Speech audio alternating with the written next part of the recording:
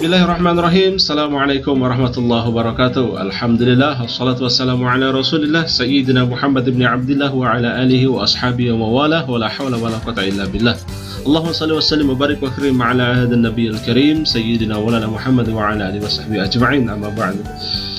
Selamat pagi, siang, sore, malam para peserta didik dimanapun berada. Bertemu kembali bersama Pak Ardi pastinya di channel Pawan TV. Insyaallah kali ini terus melakukan pembelajaran online kepada peserta didik dimanapun berada, khususnya kepada murid-murid Bapak yang ada di SMP yang Bapak ajar secara langsung di sekolah. Kali ini kita masih tetap belajar secara online, daring, melalui channel YouTube ini. Mudah-mudahan berkah, bermanfaat. Dan buat peserta didik yang lain mungkin yang juga menyimak video ini, mudah-mudahan juga menjadi bekal dan menjadi referensi untuk belajar juga ya. Tentunya kali ini Pak Ardi masuk ke bab ketiga dari materi Pendidikan Agama Islam kelas 9 di bab ketiga dengan judul tema Jujur, Santun, dan Malu. Sudah tertera di sebelah Bapak ini, sebelah sini. Nah, yang Bapak tunjuk ini adalah slide yang sudah ditampilkan untuk disimak, didengar, dan mudah-mudahan bisa diamalkan dalam kehidupan sehari-hari insyaallah. Baik para peserta didik sekalian, jangan lupa sebelum kita lanjut kepada materi selanjutnya, yang belum subscribe silahkan subscribe. Bapak doakan bagi yang subscribe, insya Allah kita bersama-sama bertemu di surganya Allah Subhanahu wa Ta'ala. Jangan lupa di like video ini, tinggalkan komentarnya, dan jangan lupa dibagikan ke media sosialnya, Facebook, WhatsApp, Instagram, dan lain sebagainya, agar teman-teman satu tingkat kamu bisa menjadikan video ini sebagai referensi dan amalnya tetap mengalir, gitu ya, pahalanya tetap mengalir. Dengan apa? Membagikan ilmu kepada teman-teman yang lain. Seperti itu peserta didik ya. Oke, baik. Sebelum Bapak mulai, kita berdoa dulu. Nah, kita silakan berdoa menurut doa yang biasa dibaca anak-anak semuanya ketika belajar. Terserah itu doa apa saja, doa belajar yang bisa dibaca di sekolah ya. Biasanya sih raditu billahi robba wa bil islam bidina dan seterusnya. Baik, silakan peserta didik sekalian untuk berdoa. Berdoa dipersilakan.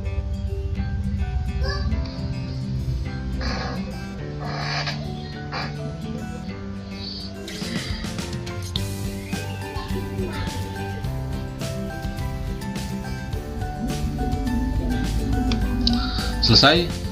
Amin insyaallah. Mudah-mudahan dengan membaca doa tadi menjadikan pembelajaran kali ini menjadi mudah ya, dan bisa diamalkan dalam kehidupan sehari-hari juga apa yang kita pelajari hari ini. Baik, tujuan pembelajaran kita kali ini ya, kali ini kan kita belajar di bab 3.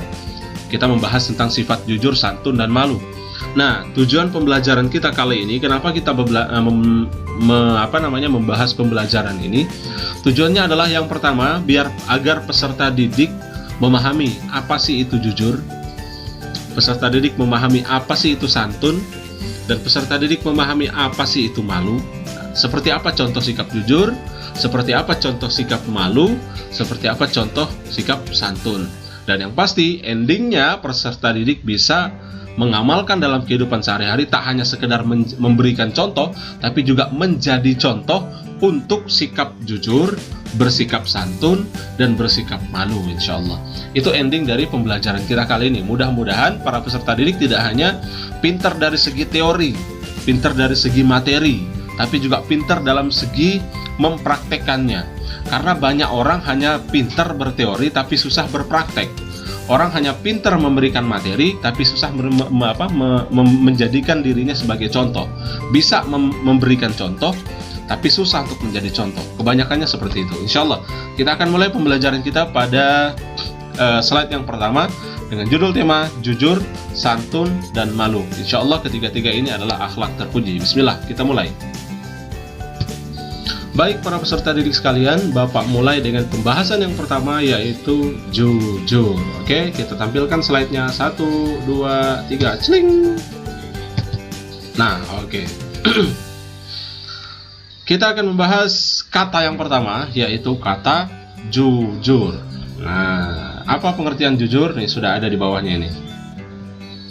Sudah dikasih juga ya pengertian di bawahnya. Apa itu jujur? Jujur adalah mengatakan sesuatu sesuai dengan kenyataannya.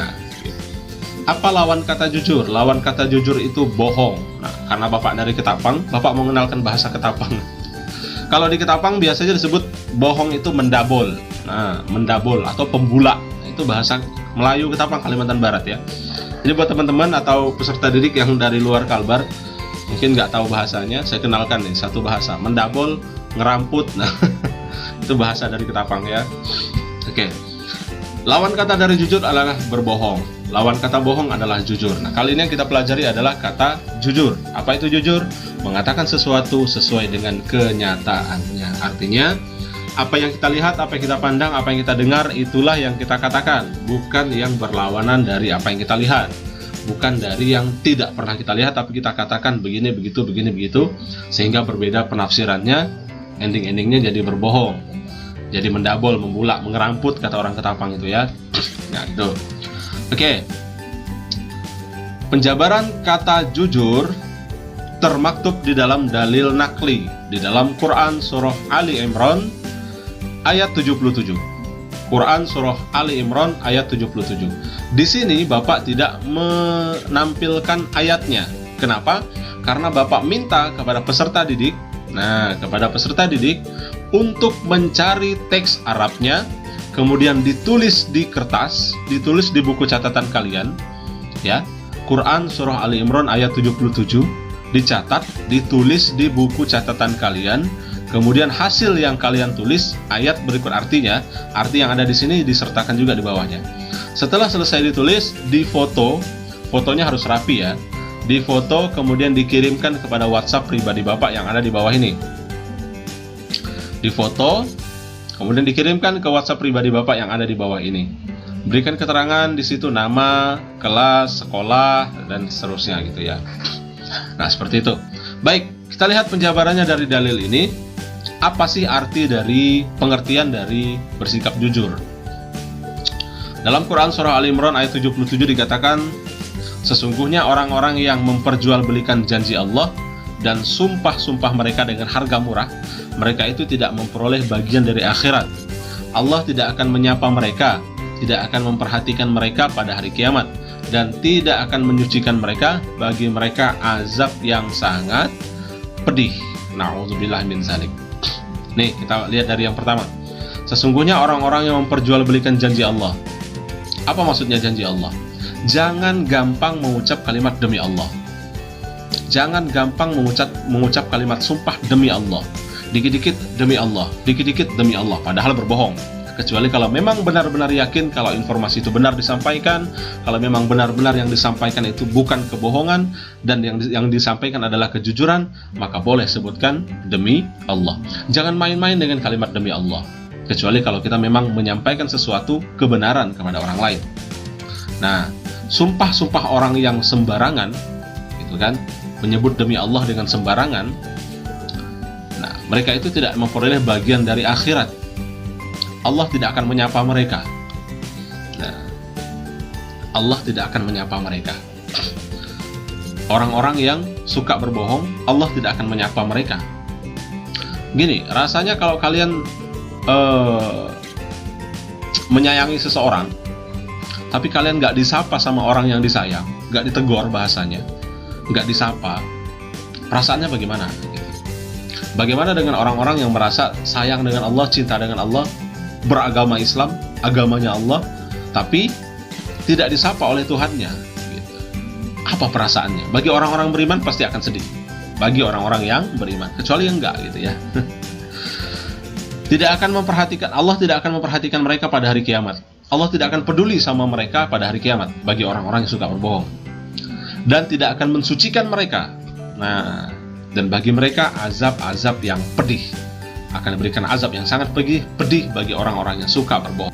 Itu dia pemaparan dari Quran surah Ali Imran ayat 77. Mudah-mudahan bisa dijadikan pedoman dalam hidup kita agar kita bisa menjalani hidup dengan tidak mengamalkan sikap berbohong.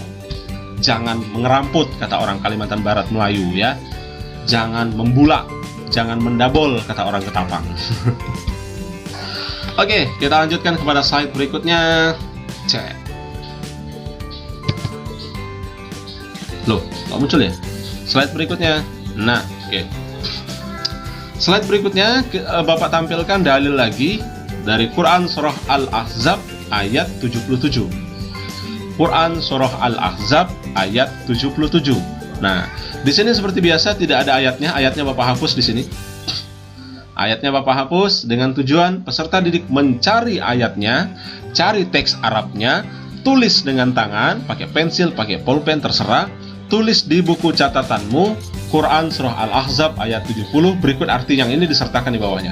Ditulis, kemudian difotokan dan dikirimkan ke WhatsApp pribadi Bapak yang ada di bawah ini. Ditulis, difoto dengan rapi, dengan bagus, dan dikirimkan ke WhatsApp pribadi Bapak yang ada di bawah ini. Oke, seperti itu. Apa isi dari Quran surah Al-Ahzab ayat 70? Isinya adalah, wahai orang-orang yang beriman, bertakwalah kamu kepada Allah dan ucapkanlah perkataan-perkataan yang baik. Wahai orang-orang yang beriman, bertakwalah kamu kepada Allah dan ucapkanlah perkataan-perkataan yang benar, yang baik. Ayat ini biasanya kalau Bapak khutbah itu biasa Bapak bawakan, biasa Bapak bacakan ayat ini. Nah, bagi peserta didik yang mungkin sering melihat Bapak khutbah di masjid, mungkin sering mendengar ayat ini. Bapak nggak akan bacakan ya. Jadi peserta didik cari ayatnya, cari teksnya, kemudian tulis teksnya di buku catatan berikut dengan artinya, difoto dengan rapi, kemudian kirimkan ke WhatsApp pribadi Bapak. Oke. Apa maksud dari dalil ini? Wahai orang-orang yang beriman, bertakwalah kepada Allah. Allah menyuruh orang bertakwa itu hanya untuk orang-orang beriman.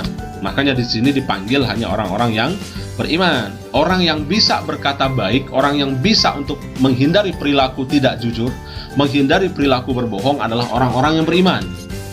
Ya kan? Hanya orang-orang berimanlah yang mampu untuk menjaga dirinya, menjaga lisannya agar tidak berbohong, agar tidak mengeramput, itu tadi kata orang Ketapang. Nah, Allah perintahkan bertakwa kepada orang-orang yang beriman dan ucapkanlah perkataan-perkataan yang benar. Itu tadi, kenapa Allah perintahkan orang berkata benar itu kepada orang-orang beriman? Karena hanya orang berimanlah yang nanti mampu melaksanakan perkataan-perkataan yang baik, menyampaikan perkataan-perkataan yang baik, dan tidak berbohong. Seperti itu. Ending-endingnya bagaimana?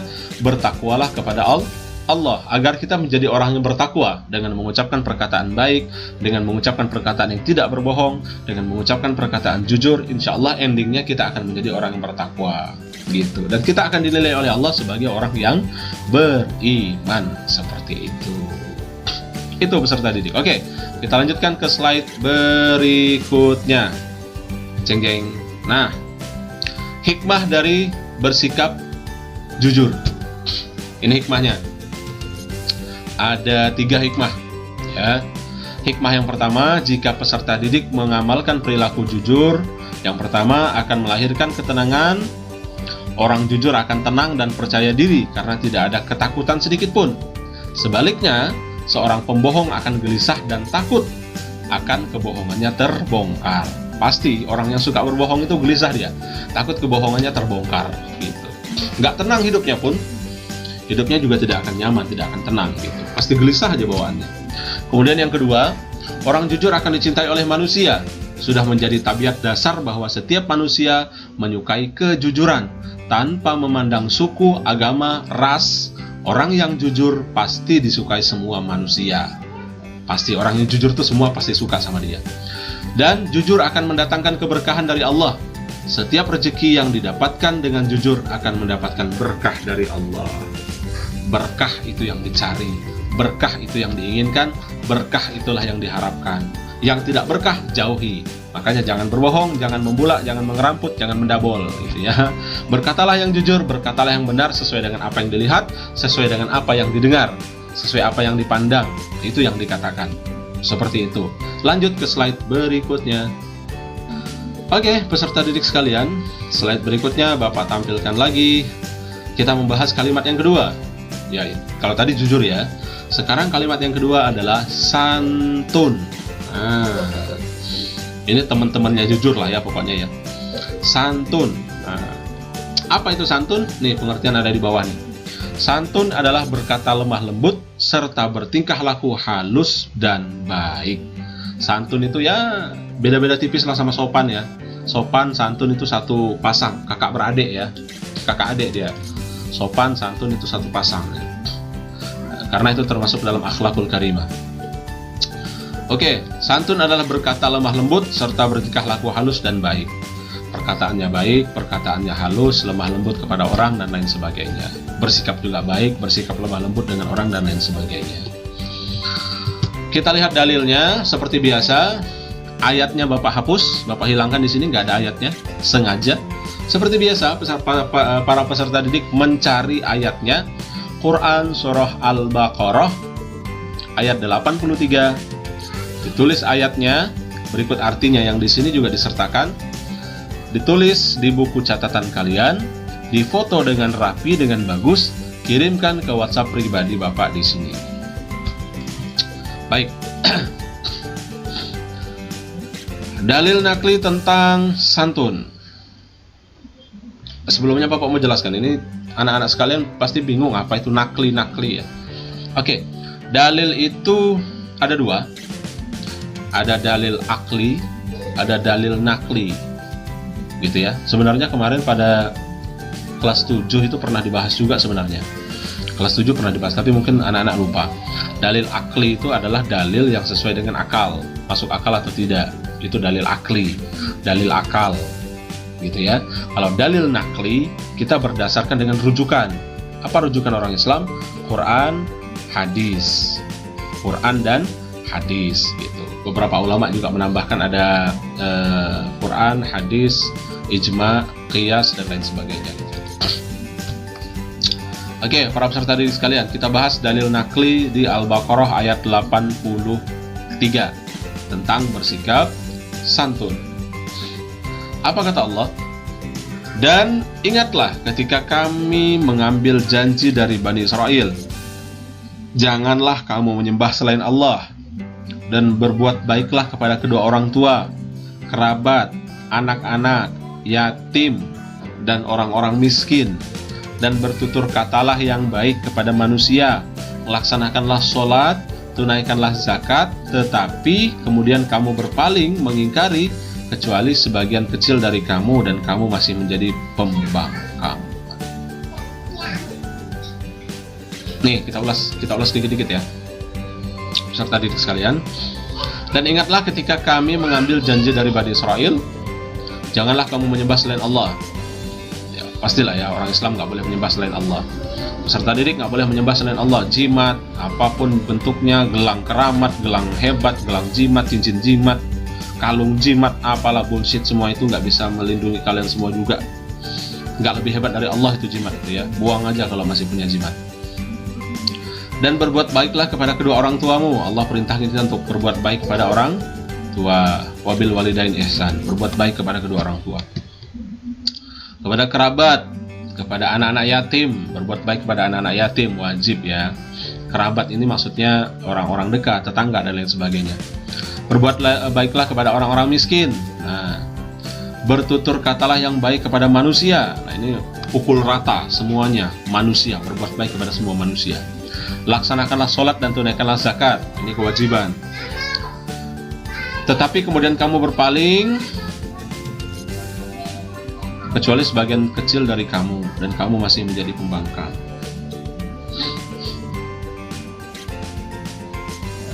Nah, jangan berpaling kecuali kita jadi pembangkang, gitu ya. Maksudnya apa kata Allah? Ketika kita berpaling, kita berbuat jahat kepada orang lain, kita bertutur kata yang jelek kepada orang lain, itu artinya kita sudah menjadi pembangkang, kata Allah. Membangkang dengan agama, membangkang dengan Allah, membangkang dengan perintah Rasulullah SAW, perintah Allah dan lain sebagainya, perintah agama, perintah Quran dan lain sebagainya. Maka bertutur katalah dengan baik, sopan, santun, berakhlakul karimah, insya Allah. Lanjut dalil berikutnya. Terkait dengan sikap santun, seperti apa ciri-ciri orang yang santun? Nah, di sini Bapak kutip ada 3. Dikutip ada 3. Orang-orang yang santun itu, 1, ucapannya lemah lembut. Kalau dia bertutur kata itu lemah lembut kepada orang lain.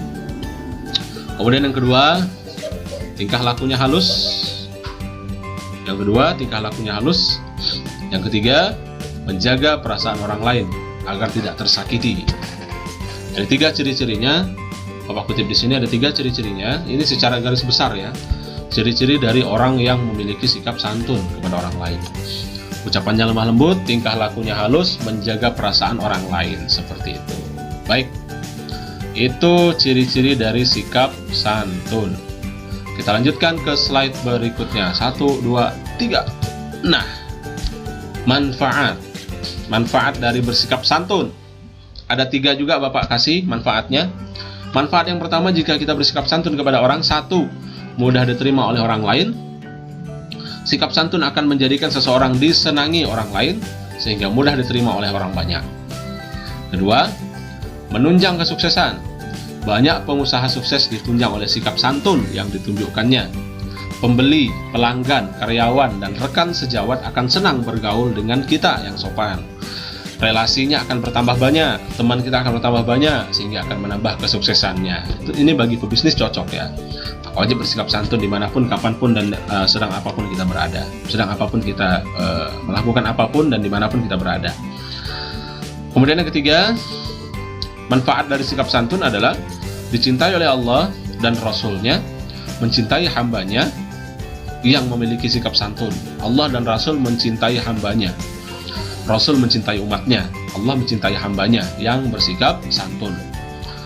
Juga demikian Rasul, bahkan beliau juga memiliki sikap lemah lembut dan santun yang luar biasa. Makanya Rasulullah SAW ketika ditanya untuk apa dia turun ke permukaan bumi ini, Rasulullah menjawab, "Innama bu'istu li'utammima makarimal akhlak," kata Nabi.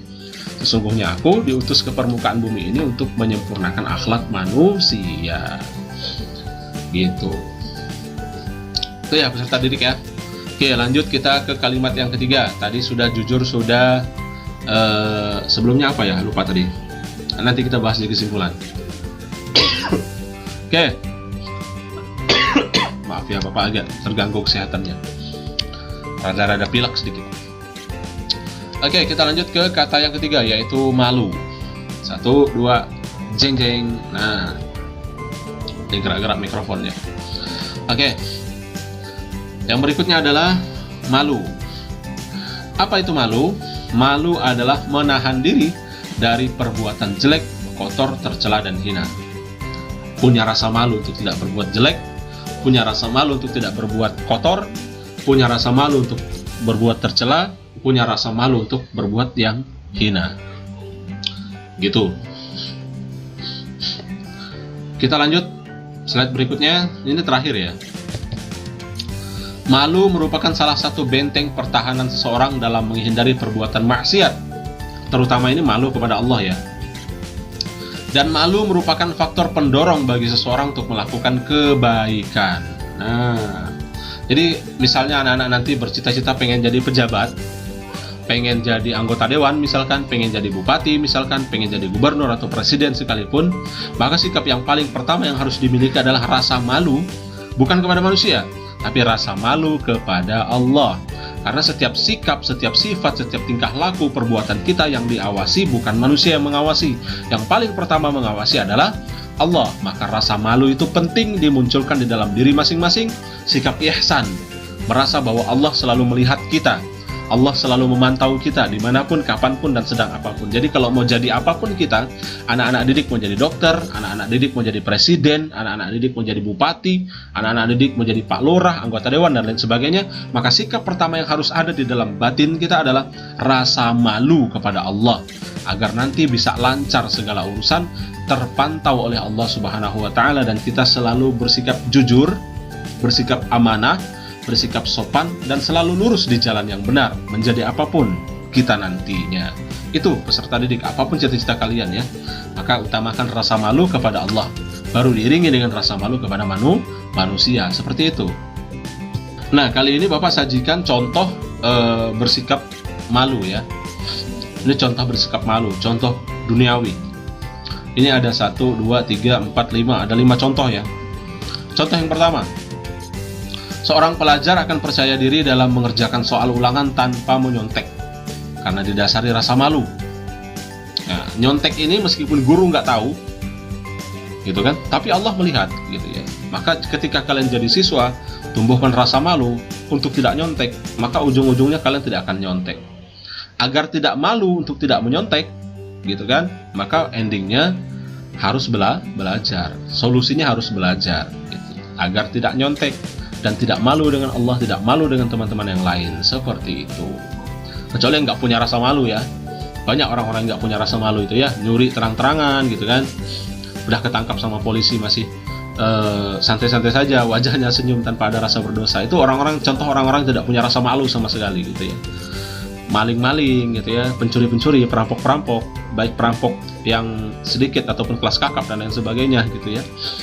Mereka adalah orang-orang yang nggak punya rasa malu. Ada yang punya rasa malu ketika ditangkap polisi, disorot kamera, wajahnya ditutupi. Ada yang nggak, terang-terangan, bahkan senyum-senyum seperti orang nggak berdosa. Itu contoh orang yang nggak punya rasa malu. Orang yang nggak punya rasa malu seperti itu. Biasanya yang nggak punya rasa malu itu hewan ya. Kalau manusia itu pasti punya rasa malu. Kalau hewan mah nggak. Hewan nggak punya rasa malu. Oke, yang kedua, seorang pedagang akan malu berbuat curang karena merasa dilihat oleh Allah. Nah, kalau jadi pedagang punya rasa malu kepada Allah, maka dia tidak akan curang. Meskipun manusia nggak melihat, tapi Allah melihat. Tanamkan prinsip itu sebagai seorang pedagang. Kecuali kalau nggak punya rasa malu. Nah, kecuali kalau nggak punya rasa malu. Karena kita manusia itu punya rasa malu. Beda dengan hewan. Kalau hewan nggak punya rasa malu sama sekali. Itu hewan. Yang ketiga, seorang polisi akan malu menerima suap dari pelanggar rambu lalu lintas. Bukan hanya malu kepada manusia, tapi yang paling penting malu kepada Allah. Seorang polisi akan malu menerima suap dari pelanggar rambu lalu lintas. Gitu.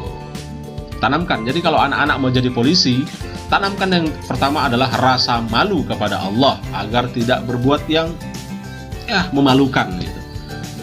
Punya rasa malu agar tidak berbuat yang memalukan, seperti itu. Keempat, aparat penegak hukum seperti hakim dan jaksa akan malu menerima suap dari tersangka karena ia takut azab dari Allah. Kalau kalian punya cita-cita jadi hakim, punya cita-cita jadi jaksa, atau punya cita-cita jadi pengacara, maka tanamkan dulu sikap rasa malu kepada Allah agar bisa berlaku adil. Gitu. Punya rasa malu agar nanti tidak memalukan. Gitu ya. Berikutnya, seorang pria dan wanita akan berpakaian menutup aurat karena menjaga harga diri dan kehormatannya bagi yang punya rasa malu. Bagi yang punya rasa malu, dia akan menutupi auratnya, menutupi dirinya, menutupi sekujur tubuhnya sesuai dengan anjuran Quran dan hadis, anjuran Allah, anjuran Rasulullah. Karena apa? Karena punya rasa malu, kecuali kalau tidak punya rasa malu. Gitu. Kalau orang-orang nggak punya rasa malu, santai-santai saja. Karena rasa malunya sudah hilang.